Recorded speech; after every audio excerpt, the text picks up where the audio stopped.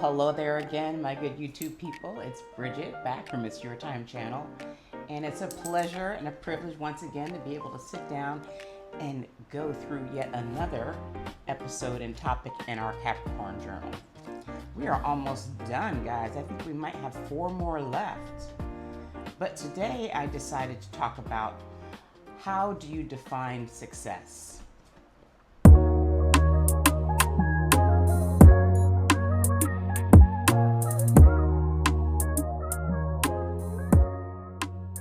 Success is different for different people, right?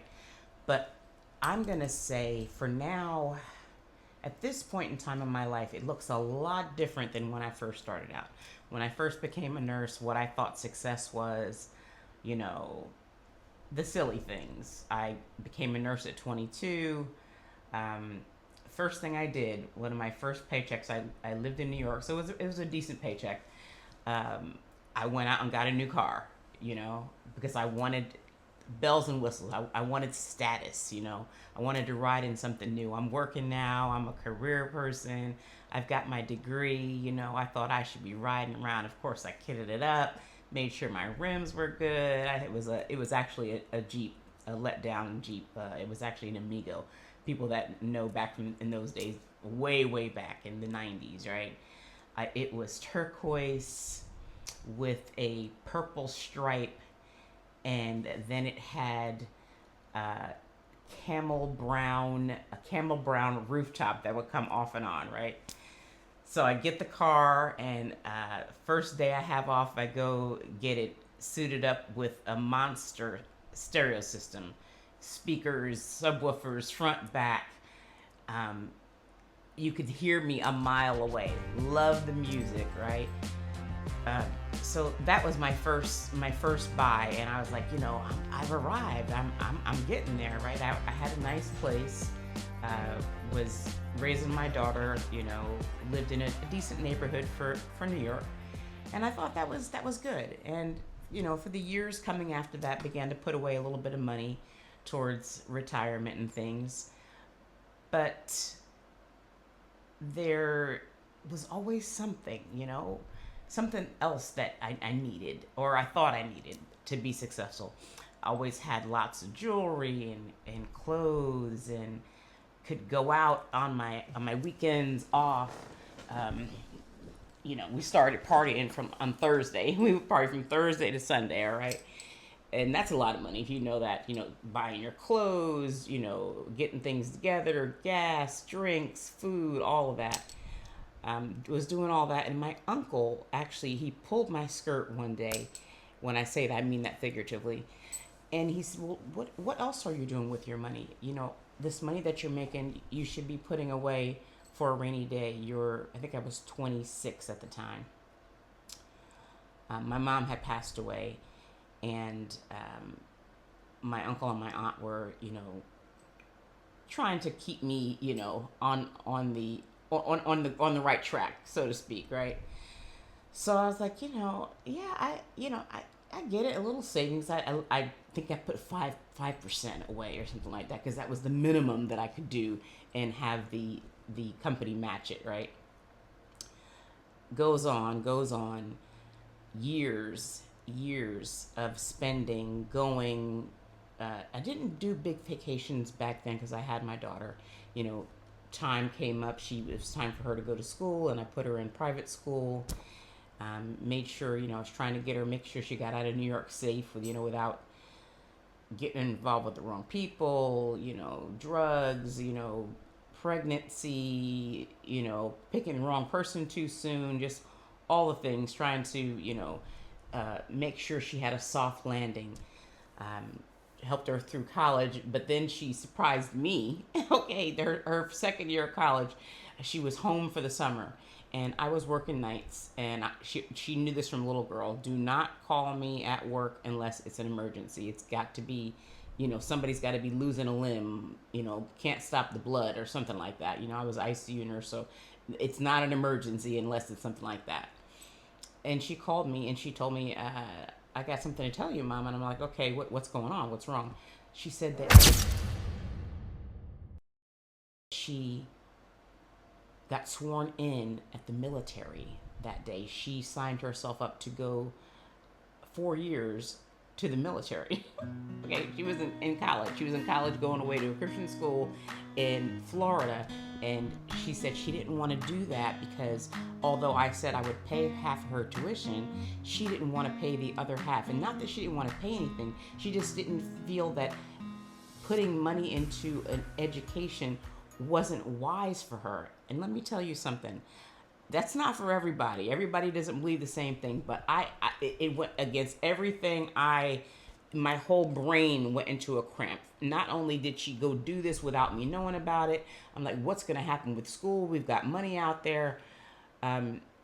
So my idea of success, right? Having my child, making sure she was well. She graduated high school, successful, able to go to college, able to start her life without weight, without things that would make life harder for her, right? Fast forward years down the line. Now, what is success for me? My grandson just went home today. He came out and spent spring vacation with me. My daughter probably tried four or five different tracks of educational things. She was a massage therapist. She went to what is it? Anesthetist, cosmetology school. She tried nursing school. That was in the beginning with when she went to college. But now she doing what she wants to do, and she decided to drive big rigs cross country because she felt her personality was more geared to that. She wanted to spend time with herself. She wanted to drive. She liked to drive, and she wanted to make a decent amount of money without having a lot of people to deal with in an office. And I thought that was, okay, but I thought, isn't that hard work? But I learned because we've got like 20 some years between these two things that I started talking about to now. And can I tell you that she is now going to buy her first home in August, doing her own thing outside of what I thought was success. Okay, so it changes. What we think success is different in every person, and it also changes as you grow in life. Now, for my success, what do I want? I want nothing but for her and my grandson to be happy and comfortable, whatever that looks like for them. I want them to live the life that they want to live, however big or grand or simple, whatever that looks like, just so that they're happy and know that they can have and do whatever they want to do, whatever they put their mind to, because God is behind that. God promised that he would do that for you. He said he would give you the desires of your heart, especially when those desires are not selfish. And I know that they're not. So I'm super excited to see what my grandson's going to be, what he's going to choose to do when it's his turn to do the life searching, the life, what would you call it? Oh, choosing life careers. My daughter and I talk about it now. She's like, Mom, what do you think, he would be good at, and he has lots of talents. He's the sweetest boy, very intelligent, so intelligent that sometimes I'm like, listen, I need you to check those lips there, because remember that I'm the Lala, okay? I'm the adult. But yeah, success is peace for me now. Success is my family being good. Success is me being able to go and retire and do what I want to do.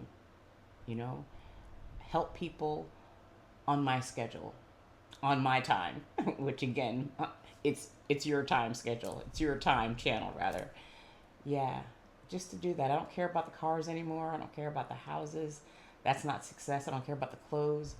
I want to give it all away. I could give it all away right now if you let me.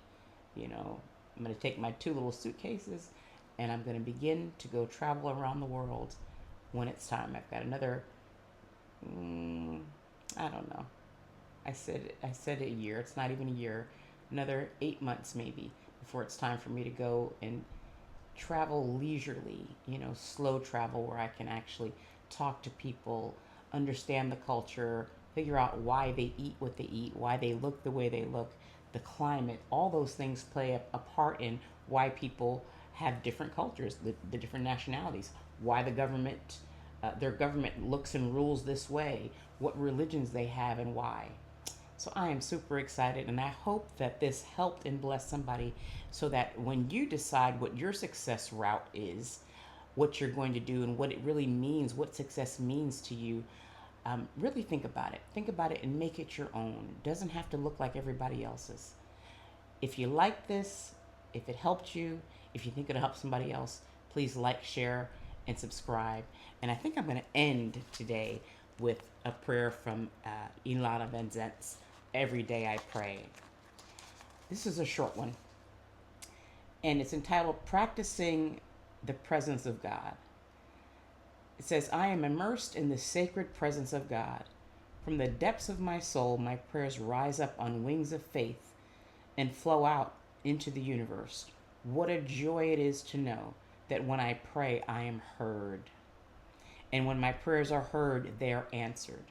In stressful times, I will remember that there is an absolute calm in the midst of the storm.